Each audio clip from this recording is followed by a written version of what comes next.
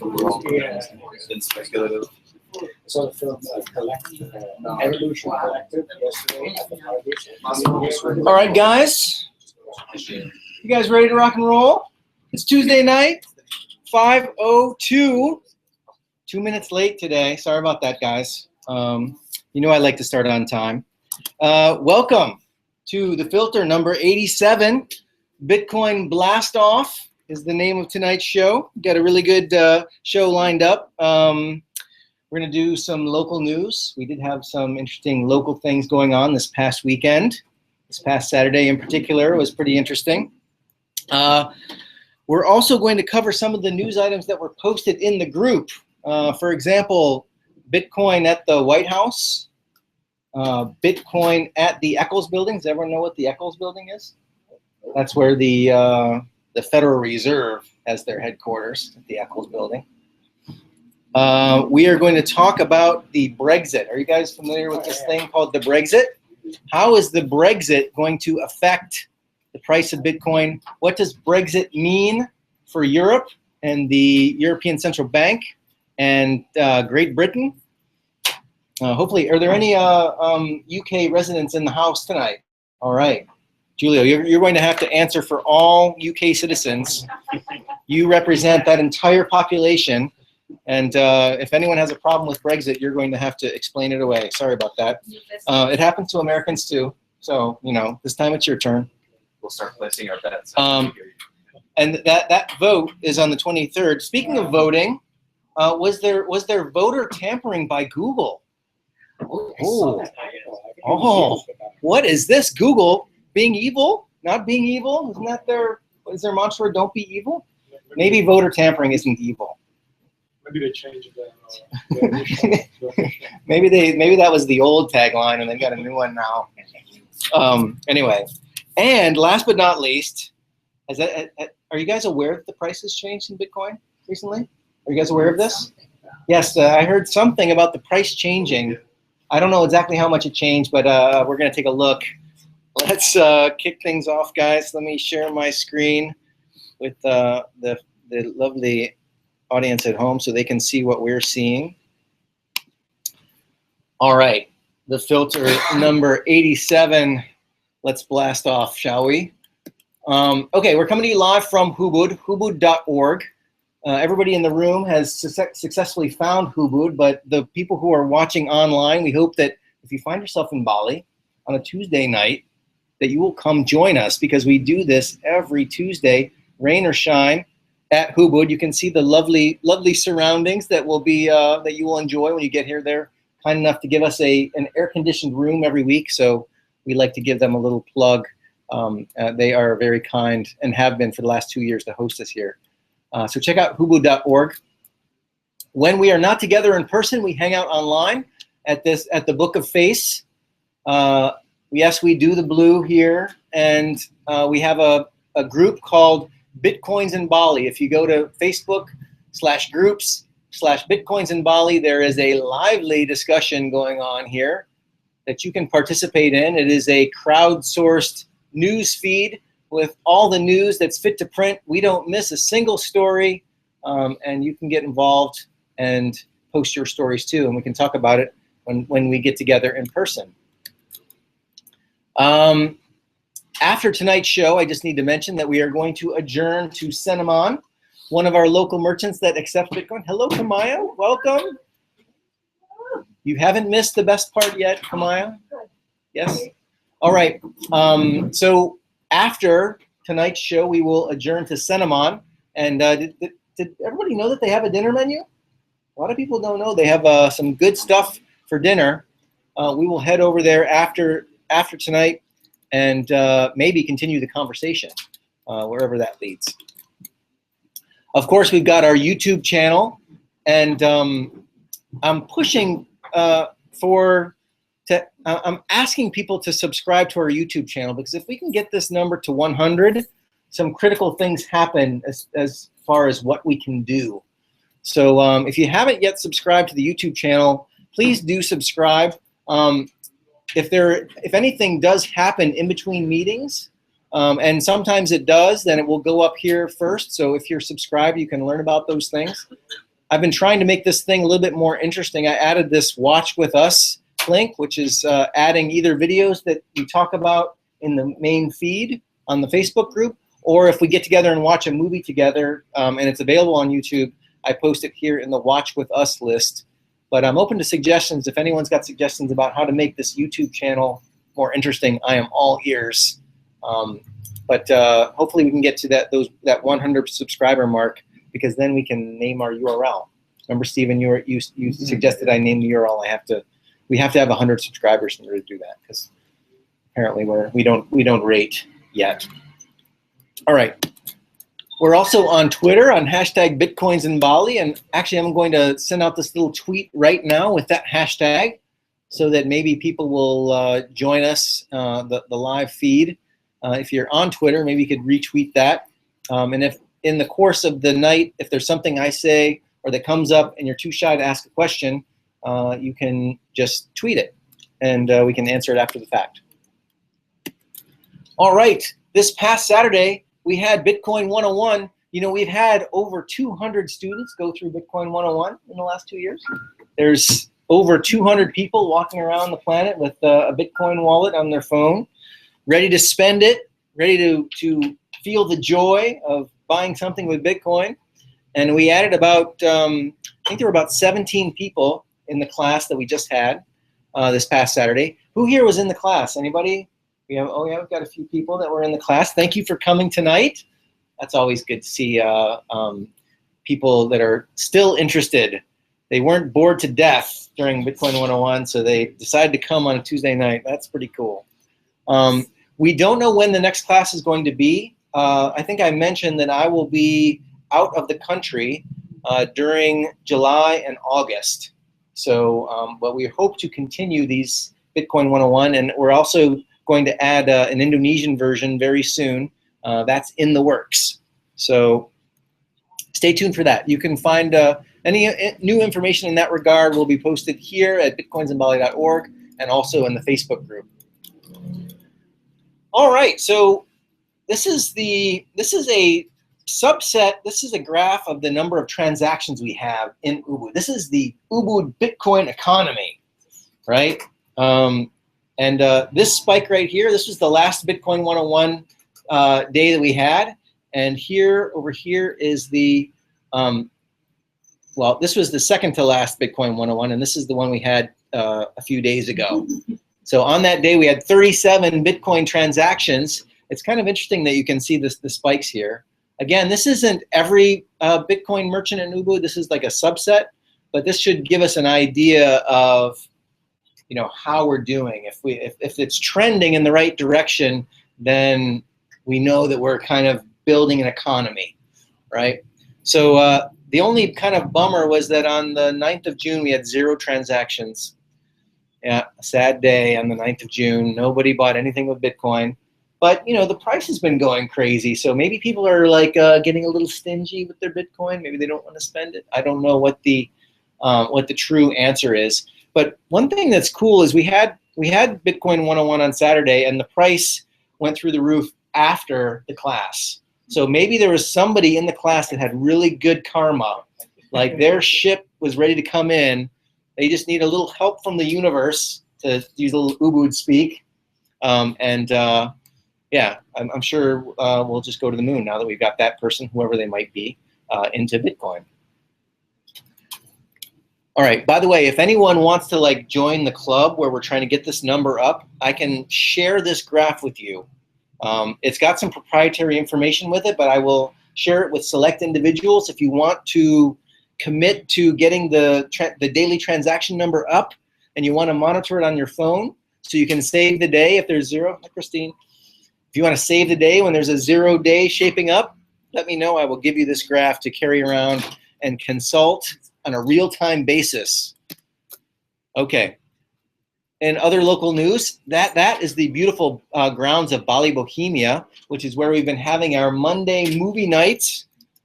This past Monday, we watched The Hidden Secrets of Money, which are just these like little half-an-hour vignettes that talk about how the monetary system works. One thing that's interesting about this series, it's very informative, but it predates Bitcoin. So there's no reference to Bitcoin in this series at all.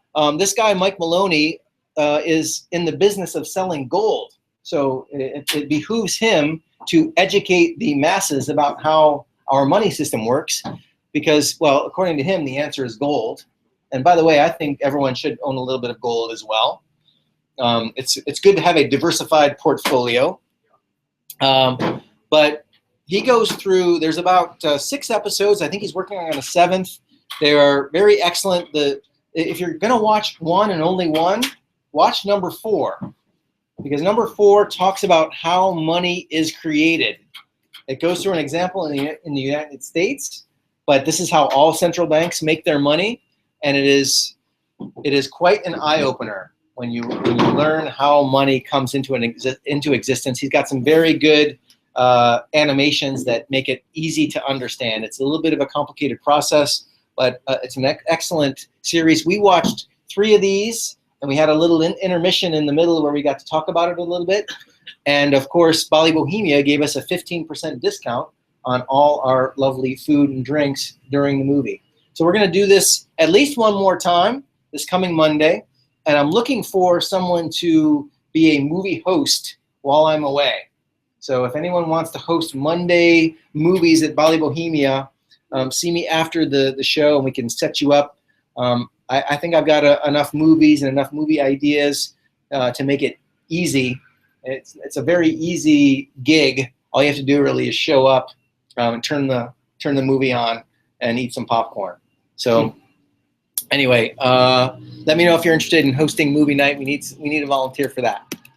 All right, let's get into the price. We are sitting in Bali, which is in the country of Indonesia, and the largest Bitcoin exchange in Indonesia is bitcoin.co.id, and they have really made a lot of things possible for our efforts. Creating a liquid market for Bitcoin in Indonesia is very important to what we're doing here.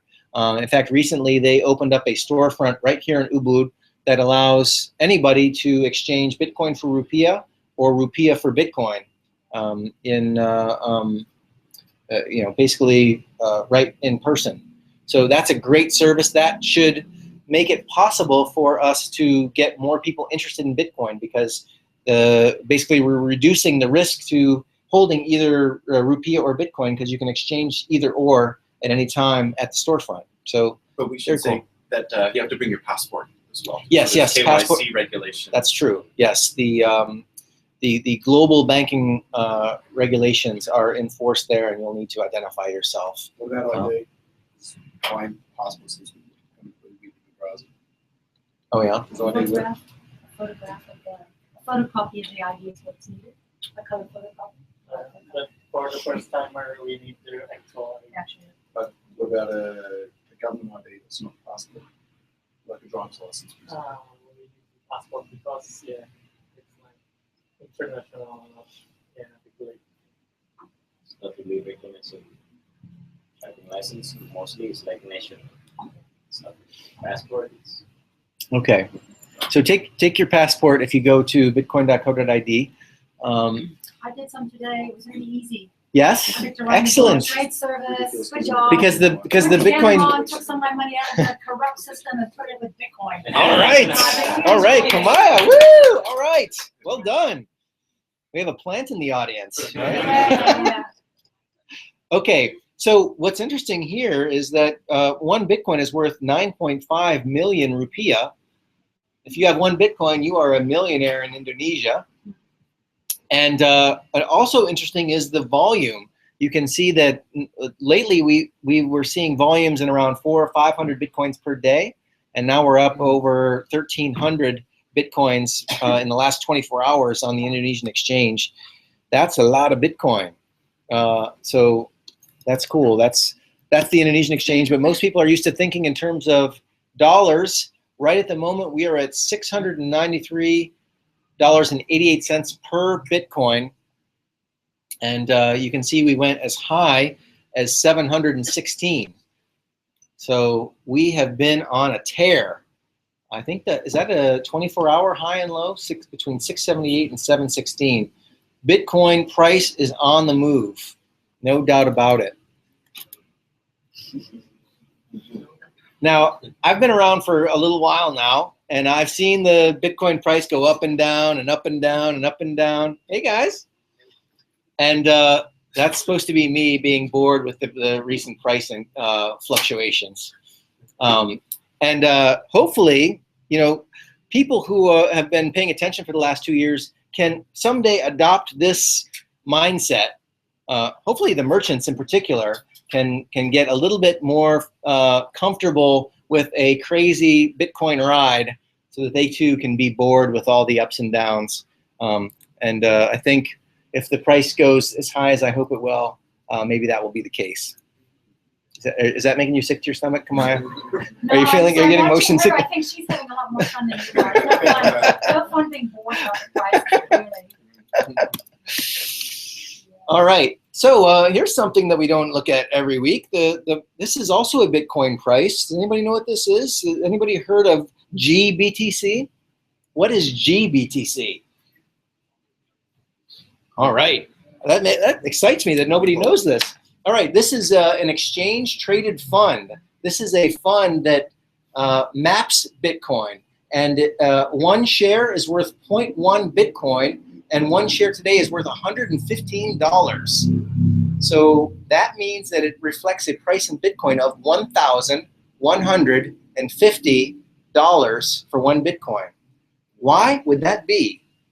Anybody care to guess why someone on the on this U.S.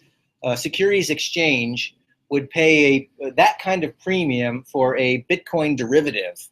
$1,150 per Bitcoin. Because they don't know how to set it up on their phone. Yes, because they have not been to Bitcoin 101, Yeah. where they can get a Bitcoin for $693. Instead, they are paying way too much. But you can see that people are getting into this instrument to the tune of today's change 23% increase for G Btc. Presumably these are people 65 years of age and older and do not know what a smartphone, do not want to go near a smartphone. Or perhaps there are, dare I say, institutional investors or group investors that are not able to buy Bitcoin outright, but are able to buy a share or an exchange traded fund such as this, and there's enough demand to pay that kind of premium for Bitcoin? I do not know. I find this very curious. Are there agents getting percentage fees out of something? Oh yeah. This has got all the overhead of an exchange traded fund, and It's been explained that's how it works, but the traders don't give a shit about the actual investors as long as they get their big whack out of it. And so if people behind the scenes who don't know where their money's going, it could be some of that. It just shocks me to think that people could pay this kind of premium over the price of Bitcoin, but yet here it is. It's also seen as an investment, right? So these guys are buying into Bitcoin and believe that Bitcoin and the system's going to change, but they're diversifying their risk because presumably these guys are going to take profit when it's high and wait for it to go back down and buy. So they're going to be taking profit along the way.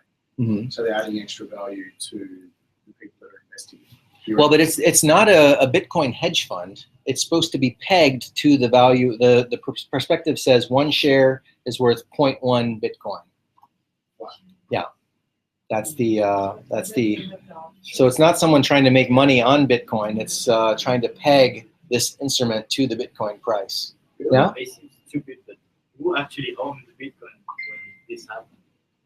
Well, presumably the people who own the exchange traded fund have a Bitcoin backing, but really the fund is only denominated in Bitcoin. So most exchange traded funds, when it's gold, it's referred to as paper gold. You could refer to this as paper Bitcoin, and you probably take all your payouts in dollars, right? So in essence, there could be no Bitcoin backing this instrument. So wait, do people pay $1,000 for 0.1 Bitcoin? Yes, Yeah. they pay $115 for 0.1 Bitcoin, which if you extrapolate, Wow. It's a shame you can't post on that side and say, if you realize you're paying double, You know, Let's and go what find else- them, what Kamaya. other Let's save the integrity? day. And they've got a retirement thing on there. They're screwed. Yeah, maybe- They ought to be exposed. Maybe we can. Kamaya, They do. Kamaya, we've got plenty of people to save here in Ubud. We don't have to go save some people in the States who are making poor investment decisions. Okay. I'm outraged. All right, here's the Bitcoin time machine, 1 week view. Everything was looking fine until about, when was this? This was when we had Bitcoin 101. Who was in Bitcoin 101 that turned around and just drove the, oh, okay. You went home, got on your computer and like spent millions of dollars driving the price to 700 after we convened. Now, now it makes sense. Serious investor in the cloud. So we went from 580. Does anybody remember in Bitcoin 101 what the price was? It was 5 something. What, yeah. It was right around 580. Yeah. So I think shortly after this, this went on a rocket launch. Bitcoin blast off. That's the name of the show tonight. We went from 582 to a high that was over 700, 718 high. Question. Do you think it was perhaps a reflection of what happened in Orlando? Is the timing right? No. I don't No? believe Okay, so. okay. I don't believe so.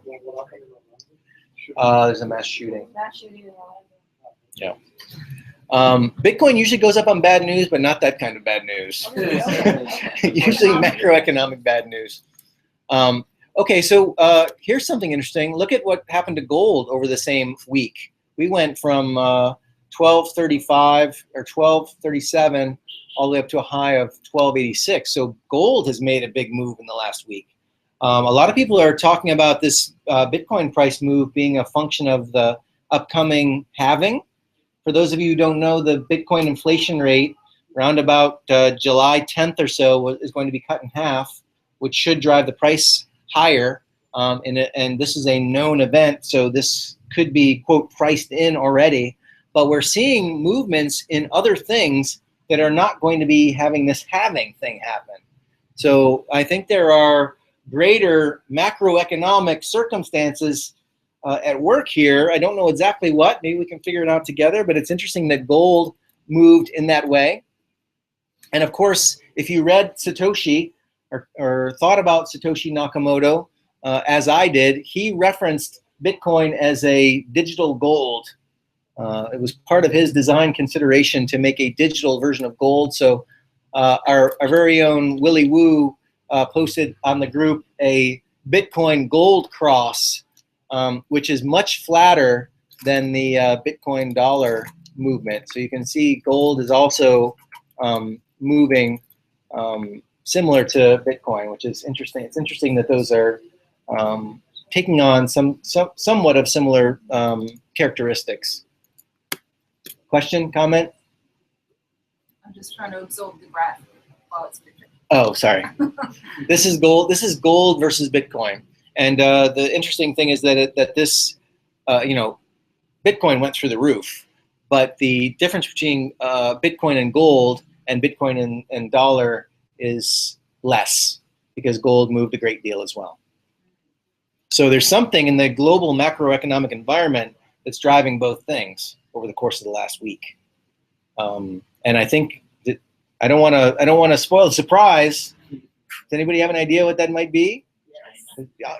China. Ah, yes. I tell you what, we have the smartest audience in all of Ubud tonight, Tuesday. Smartest Bitcoin audience in all of Ubud tonight, Tuesday, 5/26. Okay.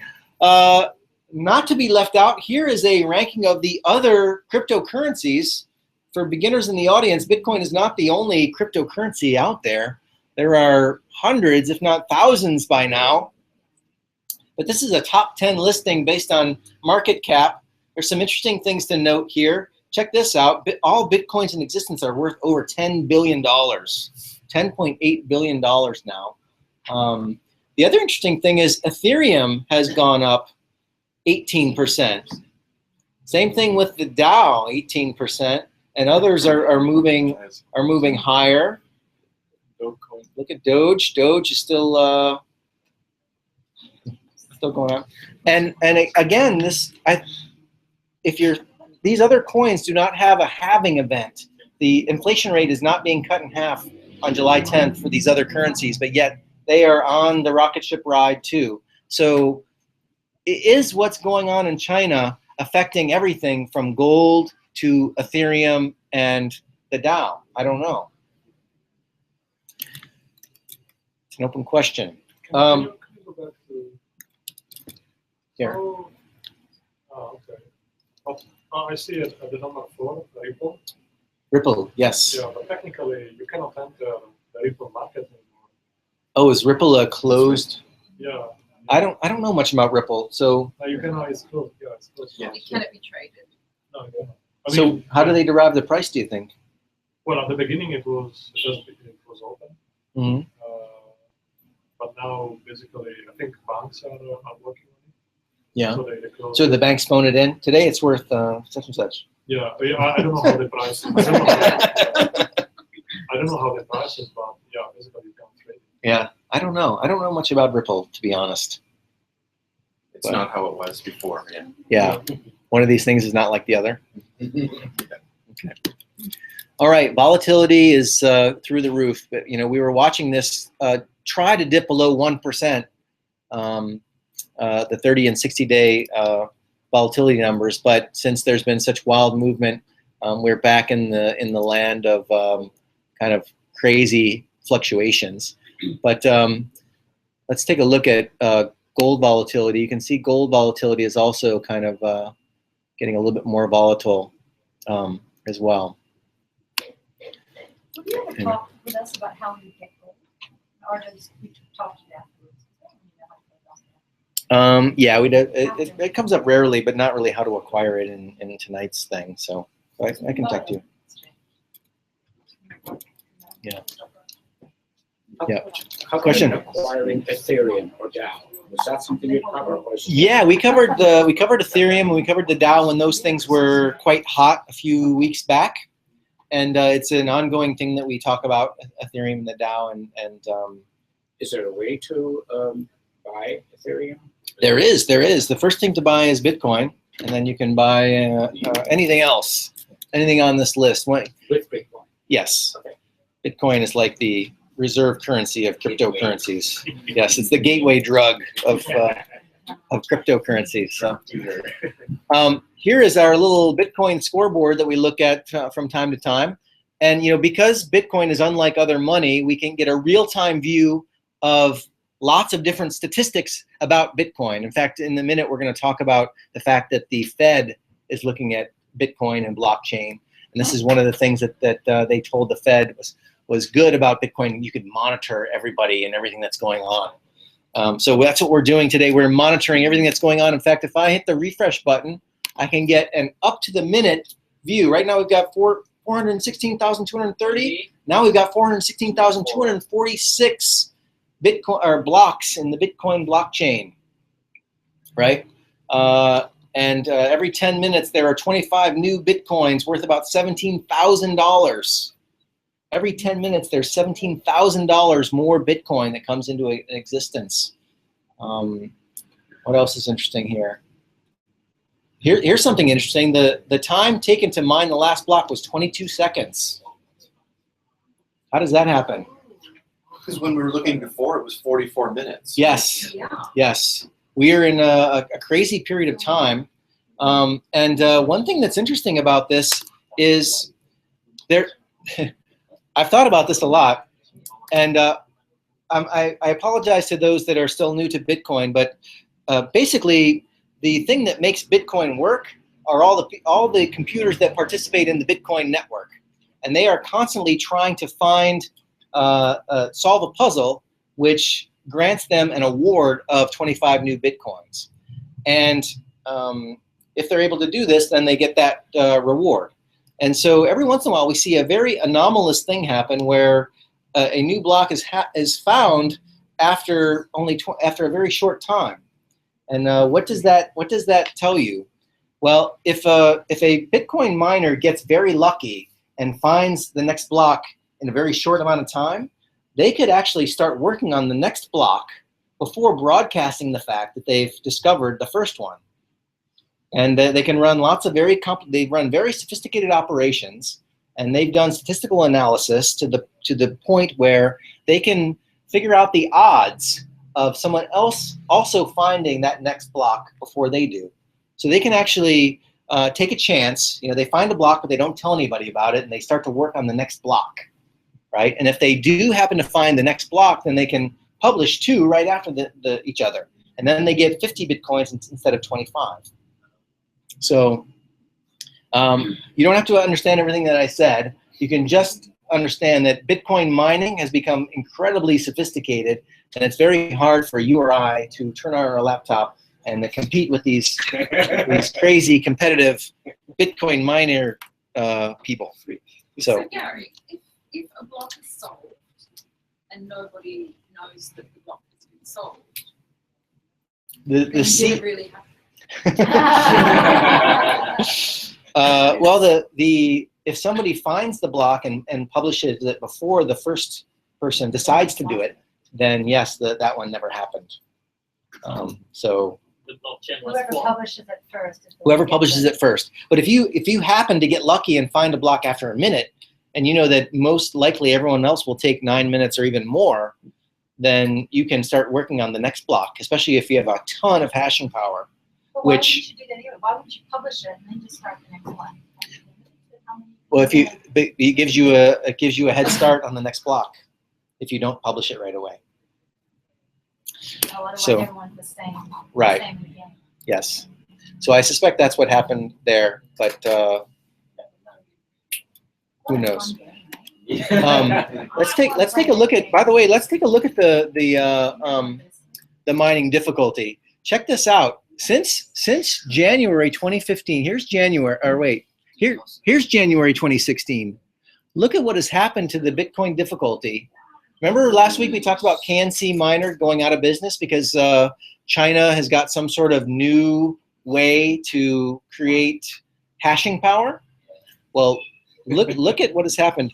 You know, during Bitcoin 101, we watch a movie that talks about, you know, what is hashing power? What is the difficulty? And it's Bitcoin is like the top 500 of the world's supercomputers combined times 10,000. And that movie came out like, I think, somewhere in here. So since then, we've got a supercomputer that is orders of magnitude more powerful in terms of computing power. It really does make your mind boggle how much this has changed. What this also represents, and what's interesting, is there's this much effort going into the mining operation of Bitcoin, right? And we've got this halving thing happening in July. So as soon as around about July 10th, the Bitcoin reward, the award for solving the Bitcoin puzzle every 10 minutes, the reward will be cut in half. So the de facto inflation rate for Bitcoin will be cut in half. And yet we've got all these new entrants into the Bitcoin mining game. These guys, even though they're spending all this money to create all this new hashing power, still think they're going to be profitable after the halving, right? Remember we talked about, you know, there's going to be, you know, will these miners be able to survive when they're only making half as much money? Well, but if you want to think like a bit more evil, it could be maybe, I don't know, maybe the Chinese government putting all those resources there and then suddenly cutting. When the halving happens, they like pull the switch, and we've got a difficulty that's way up here, but all of this hashing capacity is gone. That would kill Bitcoin. Yes, If they that is a doomsday scenario. Yeah.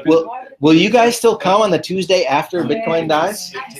Should we still have a meeting on that day? Adjust to that lower level. But it would Then we can talk about Ethereum. On that day, we'll talk about Ethereum. It's Yeah. getting more difficult, but they're actually able to crack it in, say, 22. They're going logarithmically easy and solving it quickly, too. They've gone from 44 minutes to 22 seconds. Is that what you're saying? Well, no, it averages out to 10 minutes, no matter how much hashing power is involved. which is one of the knocks on Bitcoin is that all this computing power uses a lot of electricity, and It still takes 10 minutes.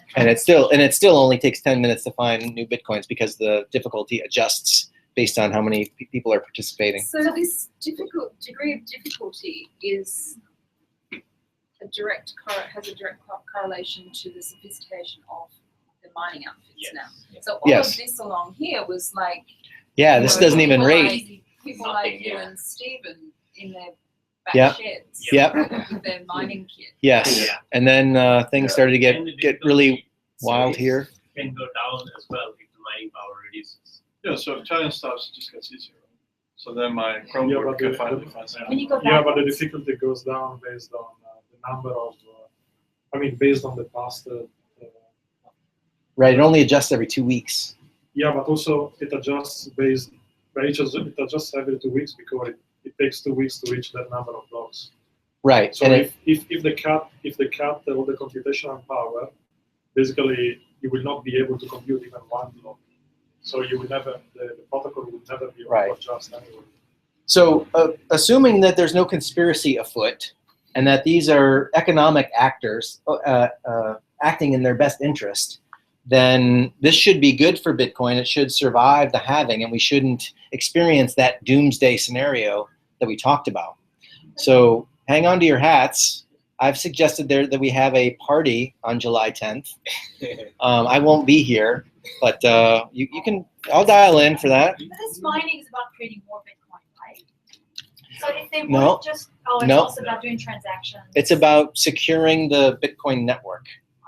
So the- even if they stop trying to make more Bitcoin, if they stop mining in that sense, the transactions would stop too. They're linked.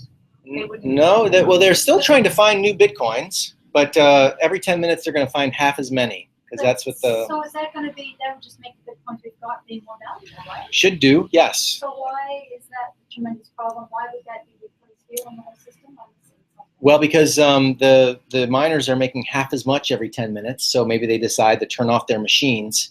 And if all these miners that created this difficulty that brought it up to here turn their machines off, then it's only left to these amateurs like Stephen and I to find the next block. It could take 10 years for us to find the next block if we don't have this hashing power at our disposal. Well, the degree of block is to make more new Bitcoins, though. It's not the transactions. No, it is. Transactions get cleared in the next block. So yeah, Bitcoin would break in that scenario. But it would have to be a malicious intent from either a government or an organization to not make Bitcoins mine. Looks like it, based on the current landscape. I mean, there are Bitcoin miners that are going out of business because of this halving taking place. But based on the number of entrants over the course of the last 6 months, and those entrants know that the halving is coming, presumably they know that they can make a decent enough profit through, even though their Bitcoin reward is going to be cut in half.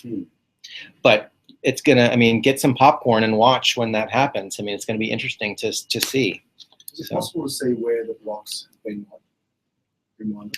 Yes, you can see which outfit did it. BTCC and Pool. Who Has there looked at? been a move to geographically located Chinese? Yes, you can definitely see that most of it is happening in China.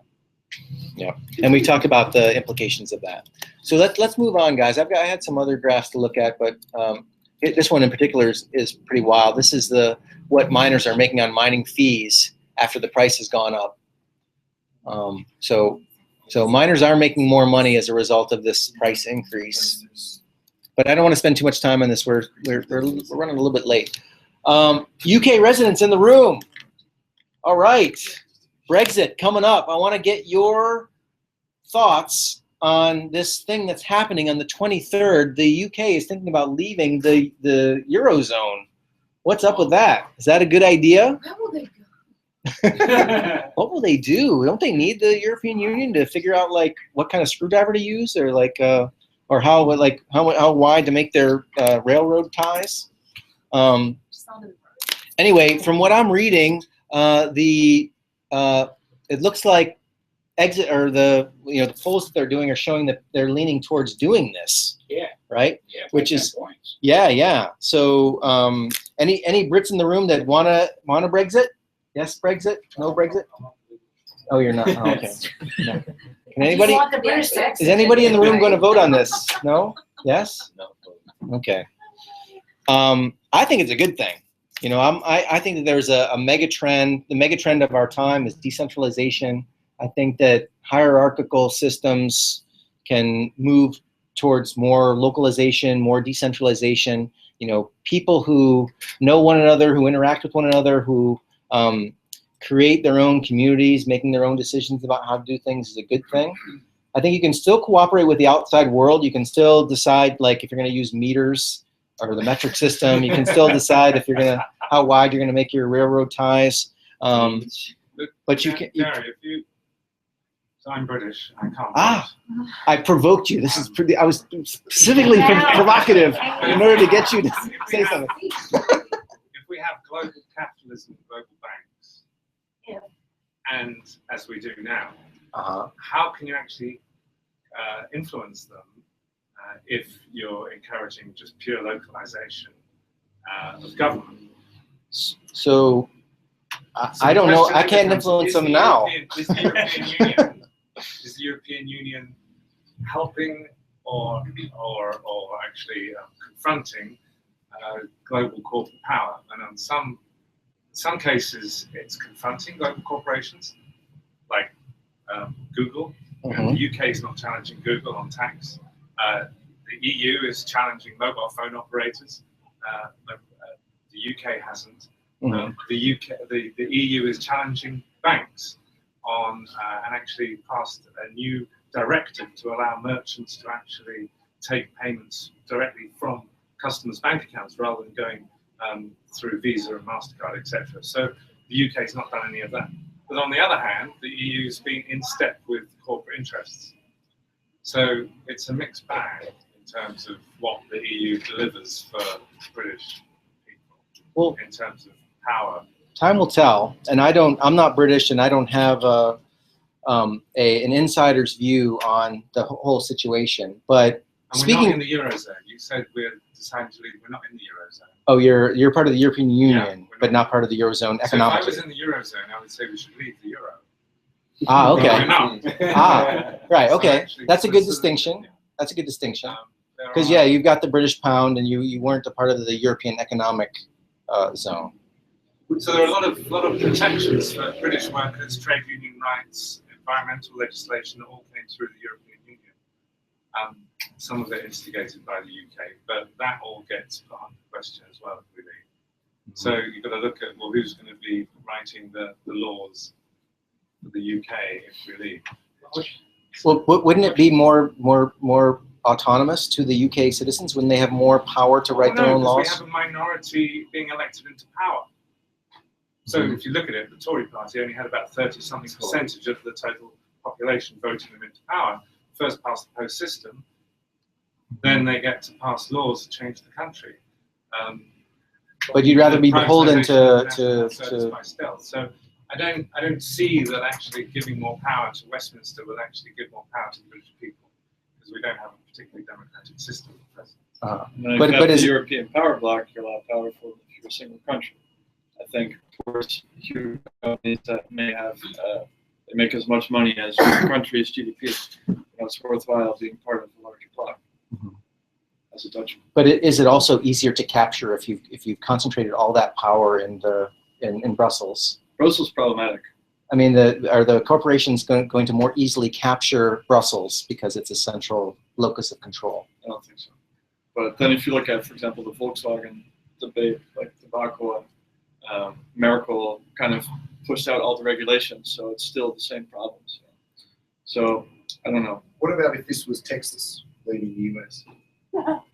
What if this was the? Well, I'm a big states' rights guy, so I think that's cool. I mean, us citizens of the world watching Trump potentially go to power would be good for us in the sense of splitting up that massive amount of power that sits in the US military. Yeah, I agree. It's a type of question in terms of you've got a union of independent states. It's more integrated than what England is because there's different currency, obviously. But how does that work? Because that was the fear with Scotland, and that's why Catalonia was watching so so closely. Once one goes, what type of chain reactions does that set up around the world in terms of separatist movements? Well, as an Australian, I'd be pretty, if like Brexit happens, I'd be interested to see whether they allow Scotland to go, whether Wales is allowed to go, whether Australia gets to become a republic. So the UK go, oh, we don't want to have our power given to the EU. What about the power that the UK has around the world that they haven't? Do as I say, do as I do. Interesting. So as part of the Commonwealth, do you feel like it has a... Well, the Queen is our head of state and has ultimate power to be able to sack our government. It's only happened once in 1977, but that power still sits with her. Now, we don't pay money to the UK to have her or anything like that, so it's not as topical as what it is with the UK, especially with the immigration scaremongering that's going on in the UK at the moment. Well, but it's still, do as I say, do as I do. I'd be interested to see what Scotland did on the back. Well, isn't it cool that we've got a front row seat to all of this crazy world that's unfolding? I think it's a tremendous time of change in the world, and maybe Texas will become its own country. Maybe maybe Australia will leave the Commonwealth. Maybe it's interesting you bring up the parallel, because the litmus issue, the big issue we're hearing is immigration, and so Trump is using that very much in his campaign as well. Definitely. So there is some. I mean, and historians predicted that after the 2008 crash, we would see the general public blaming each other on someone who looks a bit different rather than the bankers. And so we kind of see this happening. Yes, it's kind of an old playbook, isn't it? The rise of extremism and blaming different people. But we can stop it this time because we're smarter this time. This time it's different. They're all in this room. There's at least 30 people that watch this. I'm sure we're changing the world. Okay. But what will that do to Bitcoin? Yes. If Brexit now looks likely, because also the polls don't reflect who's more likely to vote. Okay. And actually older people are more likely to vote. Mm-hmm. So it looks like Brexit will now happen. So I don't know what that will mean. That's what Pep is. I don't know. I don't know. I think you asked what it will do with Bitcoin. I don't know if it'll have an immediate effect, but it is interesting if the European Union begins to break apart, because if this is the tip of the iceberg, and Greece or Portugal or Spain decide that they want to leave, For the Netherlands. right? And if they want their own sovereignty with regard to their currency, then that makes it doubly interesting. Like you made the distinction, the UK doesn't have that decision to make, but some of the others do. And if exit is the fashion, what will happen if Greece, for example, decides to leave? And that may have a big impact on Bitcoin and the Bitcoin observers and the Bitcoin speculators as they watch that unfold. In an adverse way or in a positive way? No, that should be presumably good for Bitcoin. But so my prediction is that it will damage the Bitcoin ecosystem in London, because a lot of the fintech businesses in London are completely against Brexit. They're actually finding more leadership to provide a competitive regulatory environment coming from the EU than from the UK government, which is in the pocket of its big banks. So actually, we may see fintech companies moving out of London, including Ethereum ones and Bitcoin ones. Right. So I think it may be boom time for Berlin, or it may be boom time for Paris. Yeah. For Bitcoin. That's some good analysis. I didn't think of that. Fascinating. I had an article in the Telegraph on this issue. On that issue, addressing Bitcoin, or just the fintech space. Yeah, and what the fintech industry is. Well, we should post that. Let's post it. Anyway, I'd like to read it, so maybe you can share it with me at least. All right. Speaking of voting, I think I've got this up here. Did you guys see this? Check this out. Thanks to the help of our editors, discovered that he was actively altering search recommendations in favor of Hillary Clinton's campaign so quietly that we were unable to see it for what it was until today. When we type Hillary Clinton CRI into Google, the site's autocomplete function shows 3 potential searches: Hillary Clinton crime reform, Hillary Clinton crisis, and Hillary Clinton crime bill 1994. However, when you type the same term, Hillary Clinton CRI, into Google's competitors, Bing and Yahoo, you get very different results, focusing on whether or not Hillary Clinton has ever committed a crime. There's clearly something wrong here, right? It's like if you put 3 people into a room that's on fire, and 2 out of the 3 people yell, "Fire!" and the 3rd person yells, "I'm in a room." So what's going on? Okay. So there's more there that I was going to show you, but I just wanted to give you a feel. Is there, we've got our own voting going on in the States, and is there, we've talked about this in the past, about how much power Facebook and Google and Twitter, they decide what you see in your news feed. And as we see here, they decide what comes up when you get autocomplete. I mean, it's quite remarkable how much of an impact this could have. Of course, Google has denied this, but the video goes on to draw lots of, there's lots of dotted lines between Eric Schmidt, who is the CEO of Alphabet, which is the holding company for Google, as another company that's supporting the Hillary campaign with regard to the technology they use, et cetera, et cetera. I think this is troubling. And I only bring it up because, well, who in the room is an Ethereum fan, right? This is the kind of thing that Ethereum is designed to overcome, right? If you could write search, if you could have a consensus algorithm for search, then Ethereum could perform search in an open source way, so you know exactly how the results are calculated. If Hillary Clinton India comes up instead of Hillary Clinton indictment, then it's because of the consensus algorithm for search that Ethereum could build. So this is an example of where we could have a better world in the future, a less corruptible world where we have consensus around how we decide what facts are facts. Yeah, but then that will be better.